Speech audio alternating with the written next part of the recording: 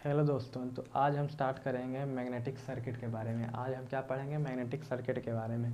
तो magnetic circuit में हम कौन कौन सा टॉपिक पढ़ेंगे? तो सबसे पहले हम पढ़ेंगे मैग्नेटिक लाइंस ऑफ फोर्सेस की मैग्नेटिक लाइंस ऑफ फोर्सेस क्या होते हैं और इसका क्या कैसे ये बनते हैं। उसके बाद हम पढ़ेंगे मैग्नेटिक फ्लक्स के बारे में कि मैग्नेटिक फ्लक्स क्या होता है। उसके बाद तीसरा नंबर पढ़ेंगे मैग्नेटिक फ्लक्स डेंसिटी की मैग्नेटिक फ्लक्स डेंसिटी क्या होती है, इसका फॉर्मूला कैसे डिराइव किया जाता है। उसके बाद चौथा परमेबिलिटी के बारे में कि परमेबिलिटी मैग्नेटिक परमेबिलिटी क्या होती है। पाँचवा मैग्नेटिक रिलक्टेंस क्या होता है। और छठा मैग्नेटिक परमियस क्या होता है। और आखिरी में हम सबसे पढ़ेंगे सातवां एमएमएफ क्या होता है, यानी मैग्नेटो मोटिव फोर्स। ये क्या होता है, मैग्नेटिक मोटिव फोर्स कैसे डेवलप होता है। तो चलिए शुरू करते हैं।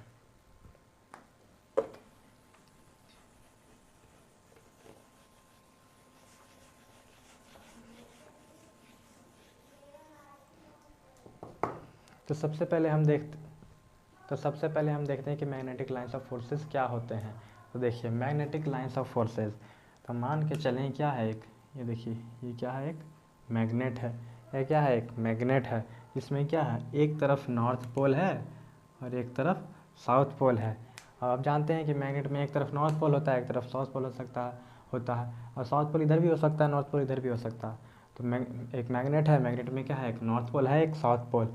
और देखिए तो यही मैग्नेट मान के चलिए, देखिए जैसे ये भी क्या है, एक मैग्नेट है। तो मैग्नेट, ये भी मैग्नेट है। तो मैग्नेट में क्या होता है, मैग्नेट में कुछ लाइंस निकलती हैं जो हमें नहीं दिखती हैं।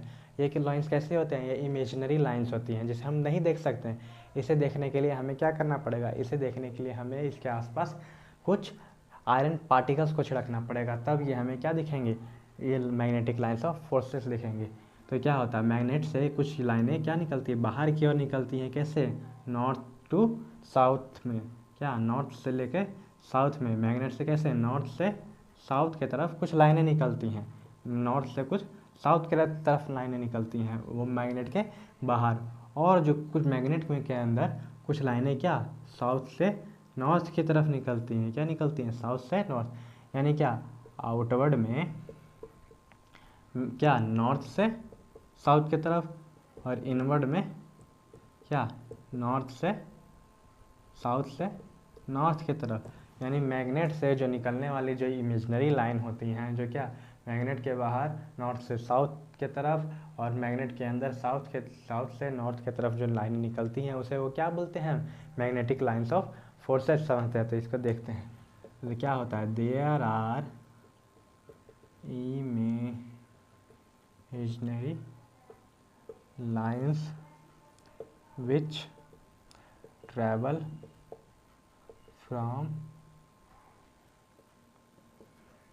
north to south outward the magnet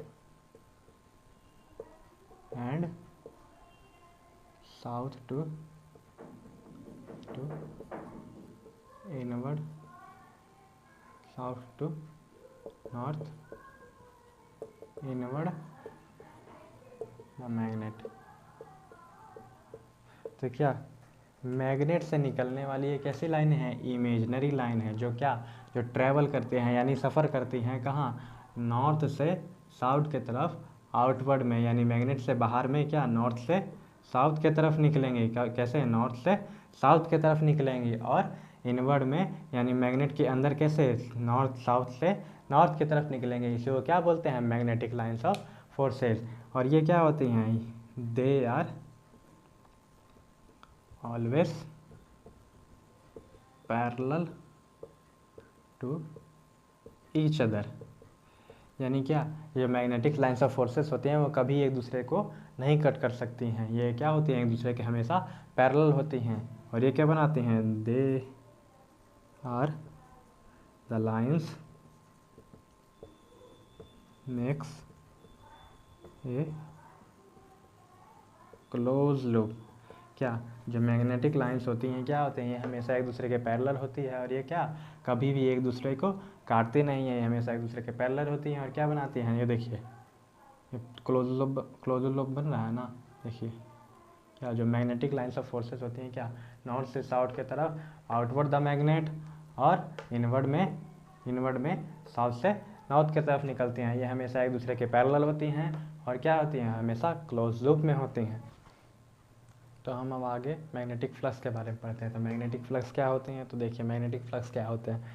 तो क्या होती है magnetic lines of forces, magnetic lines of forces that pass from a particular object is called magnetic flux।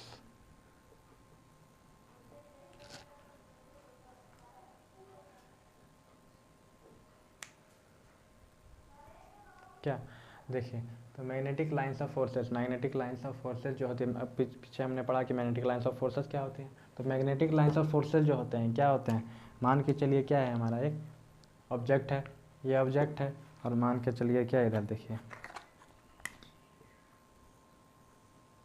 इधर नॉर्थ हो गया, इधर साउथ हो गया, इधर बाहर में इसके नॉर्थ से साउथ की तरफ जाते हैं, और इनवर्ड में क्या, साउथ से नॉर्थ की तरफ। तो देखिए, तो मान के चलिए हम इसको ऑब्जेक्ट को कहाँ, यहाँ रखें, इस ऑब्जेक्ट को हम यहाँ पे रखें, तो कुछ जो मैग्नेटिक लाइंस होंगी इससे ही पास करेगी, कुछ मैग्नेटिक लाइंस इससे ही पास करेंगे। तो जो मैग्नेटिक लाइंस इस ऑब्जेक्ट से, पर्टिकुलर ऑब्जेक्ट से पास करेगी, तो उसी को हम क्या कहेंगे, मैग्नेटिक फ्लक्स कहेंगे। तो इसको हम किससे डिनोट करते हैं, मैग्नेटिक फ्लक्स को हम डिनोट करते हैं किससे, फाई से। मैग्नेटिक फ्लक्स को हम किसको डिनोट करते हैं, फाई से। और इसका यूनिट क्या होता है, इसका यूनिट होता है वेबर, और इसको वेबर का यूनिट क्या होता है, WB।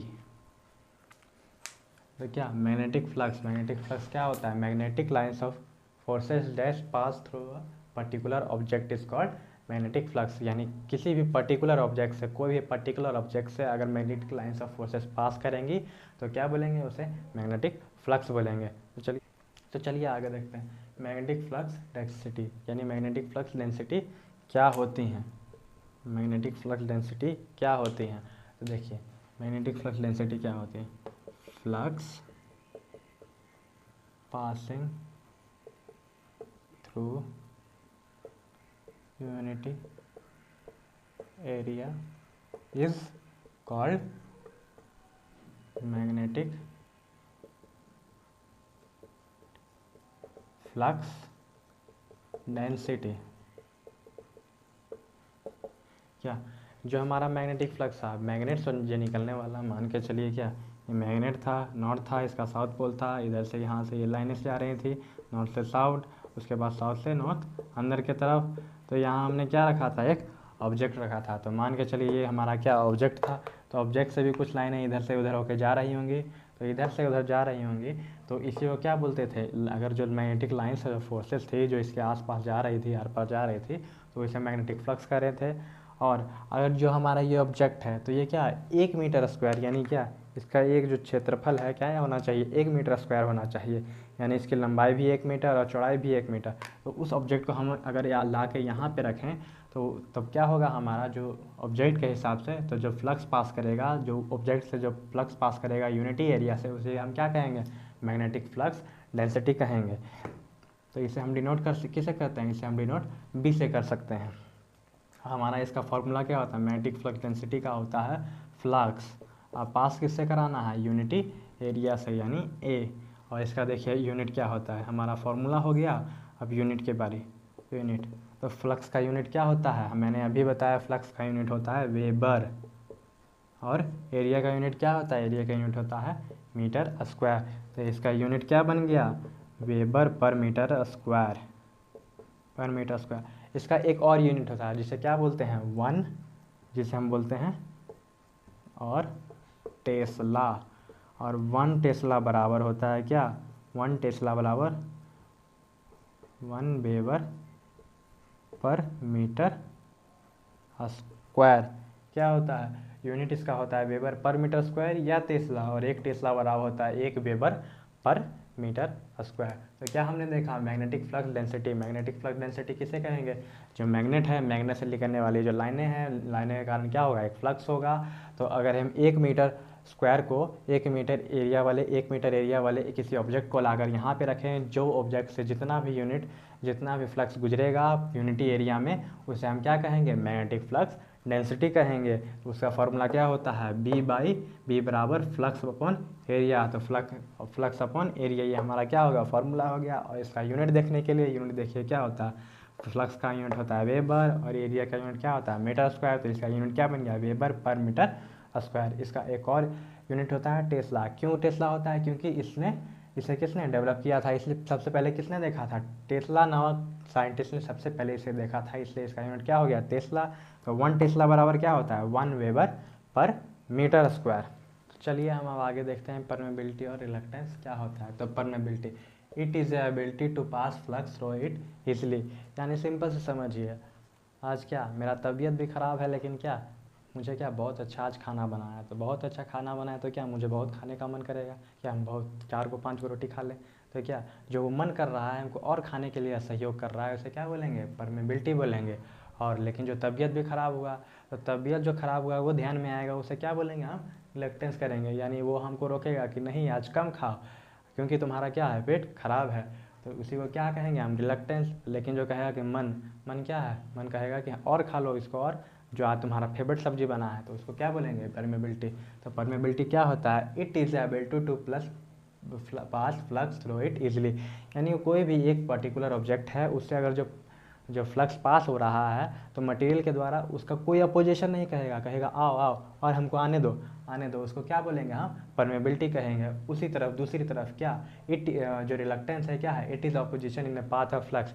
तो ये क्या मटेरियल का वो प्रॉपर्टी है जो क्या कहेगा कि नहीं नहीं यहाँ पे अब मत आओ, अब मत आओ यहाँ पे, और वापस चले जाओ। तो उसी को क्या कहेंगे हम, रिलक्टेंस कहेंगे।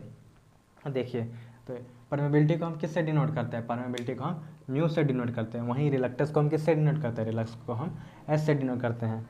और देखिए, अगर परमेबिलिटी हमारा हाई रहेगा तो क्या होगा, तो फ्लक्स हमारा बहुत तेज़ से गुजरेगा, यानी फ्लक्स हमारा और ज़्यादा गुजरेगा। वही जब परमेबिलिटी है क्या है, लो रहेगा, तो क्या हमारा फ्लक्स कम गुजरेगा। यानी क्या, परमेबिलिटी अगर हाई रहेगा तो किसी भी मटेरियल से फ्लक्स और ज़्यादा गुजरेगा, और परमेबिलिटी अगर लो रहेगा तो क्या उससे फ्लक्स कम गुजरेगा। वहीं रिलक्टेंस एस, तो एस अगर हमारा हाई रहेगा तो क्या ये बहुत बाधा देगा, यानी कहेगा कि नहीं नहीं बहुत अब हो गया, अब तुम नहीं आओ। तो क्या रिलक्टेंस जो क्या है, अपोज करता है, तो ये नहीं आने देगा। अगर रिलक्टेंस बहुत ज़्यादा हाई रहेगा तो क्या ये फ्लक्स को गुजरने नहीं देगा। वही रिलक्टेंस जो हमारा है लो रहेगा, तो क्या कहेगा, फ्लक्स तुम बहुत ज़्यादा गुजरो, नहीं नहीं यहाँ रास्ता क्या है, खाली है, एकदम उड़ैले जाओ। तो क्या कहेगा, फ्लक्स बहुत ज़्यादा जाएगा। तो इसका देखिए, इसका यूनिट क्या होता है, इसका यूनिट होता है हेनरी पर मीटर। इसका यूनिट क्या होता है, हेनरी पर मीटर। और इसका रिलक्टेंस का क्या यूनिट होता है, इसका रिलक्टेंस का यूनिट होता है हेनरी इनवर्स। क्या होता है, इसका रिलक्टेंस का यूनिट होता है हेनरी इनवर्स। और इसका एक यूनिट होता है क्या, एम्पियर टन अपर वेबर। इसका क्या यूनिट होता है, एम्पियर टन अपर वेबर, हेनरी या, और इसका यूनिट होता है हेनरी पर मीटर। तो देखिए, सबसे पहले हमने क्या देखा, परमेबिलिटी और रिलक्टेंस। तो परमेबिलिटी क्या होता है, it is ability to pass flux through it easily. यानी कोई मटेरियल है, मटेरियल से जितना फ्लक्स और तेज़ी से गुजरेगा, यानी मटेरियल कोई अपोज नहीं करेगा, तो उसे क्या बोलेगा, परमेबिलिटी। यानी एक प्रॉपर्टी है। उसी तरह से रिलक्टेंस भी क्या है, एक प्रॉपर्टी है। तो यानी क्या, ability to pass flux through easily, यानी मटेरियल कहेगा कि नहीं कोई बात है, फ्लक्स आते रहो, तो क्या उसे क्या बोलेंगे, परमेबिलिटी कहेंगे। उसी तरफ रिलक्टेंस क्या कहेंगे हम, कोई मटेरियल क्या कहेगा, अपोज करेगा, किसी भी चीज़ का अपोज करेगा, तो उसी को क्या कहेंगे, रिलक्टेंस कहेंगे। तो अगर देखिए यहाँ परमेबिलिटी हाई रहेगा तो फ्लक्स क्या रहेगा, और ज़्यादा गुजरेगा, बढ़िया तरह से गुजरेगा। परमेबिलिटी लो रहेगा तो फ्लक्स कम गुजरेगा। वही अगर मटेरियल में क्या रहे, रिलक्टेंस ज़्यादा रहेगा तो फ्लक्स कम गुजरेगा, क्योंकि अपोज करेगा। वहीं परमेबिलिटी लो रहा तो फ्लक्स और ज़्यादा गुजरेगा, क्योंकि अपोज ही नहीं कर पाएगा। उसी तरह परमेबिलिटी का यूनिट क्या होता है, हेनरी पर मीटर होता है। और रिलक्टेंस का यूनिट क्या होता है, रिलक्टेंस का यूनिट होता है हेनरी इनवर्स या एम्पियर टन अपॉन वेबर होता है।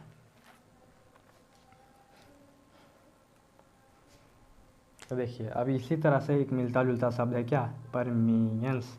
तो परमियंस क्या होता है? तो परमियंस क्या होता है? परमियंस रिलक्टेंस का उल्टा होता है, यानी इनवर्स ऑफ रिलक्टेंस। क्या होता है? इट इज़ अ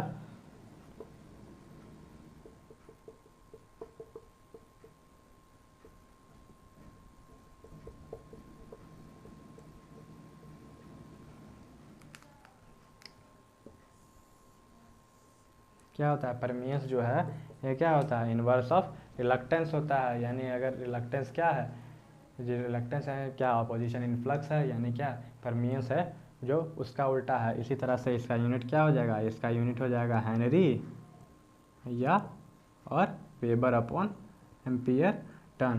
तो परमियंस क्या हो जाएगा? परमियंस वन इनवर्स ऑफ इलेक्ट्रॉन्स हो जाएगा, यानी 1/रिलक्टेंस। इसका यूनिट क्या हो जाएगा? हेनरी हो जाएगा और ampere turn weber upon ampere turn हो जाएगा। तो चलिए हम आगे क्या देखते हैं, आगे अपना अगला टॉपिक देखते हैं, मैग्नेटोमोटिव फोर्स। मैग्नेटोमोटिव फोर्स क्या होता है? तो अगर मान के चलिए क्या है, एक कॉइल है, कॉइल में कुछ क्या है, टर्न्स है। तो कॉइल में टर्न्स है और कॉइल्स में अगर क्या कोई करंट गुजारेंगे तो क्या होगा? इसमें एक ईएमएफ जनरेट होगा, मैग्नेटिक फोर्स जनरेट होगा, जिसके कारण क्या होगा? एक आसपास एक फील्ड जनरेट हो जाएगा। तो मैग्नेटिक फोर्स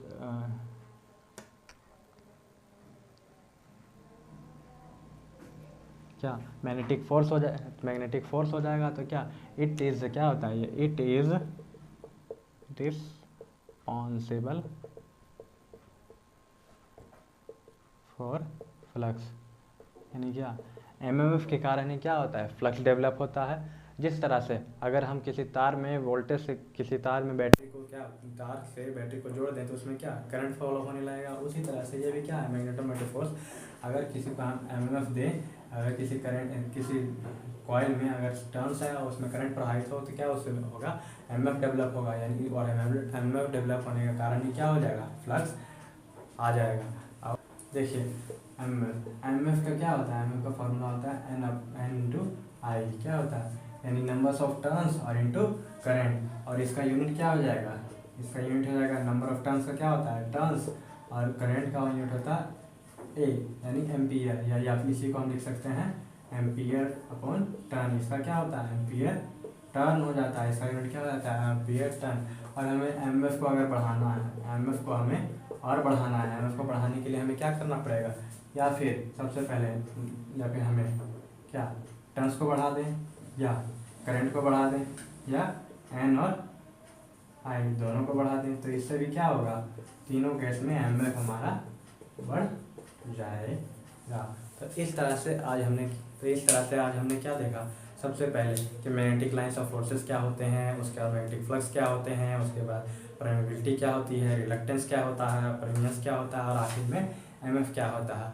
और अगर आपको ये वीडियो पसंद आया हो तो लाइक करें और इस हमारे चैनल से जुड़े रहने के लिए सब्सक्राइब करें। और अगर आपको इससे और रिलेटेड वीडियो चाहिए तो हमें कमेंट करें और हमारे चैनल के साथ जुड़े रहने के लिए सब्सक्राइब करें।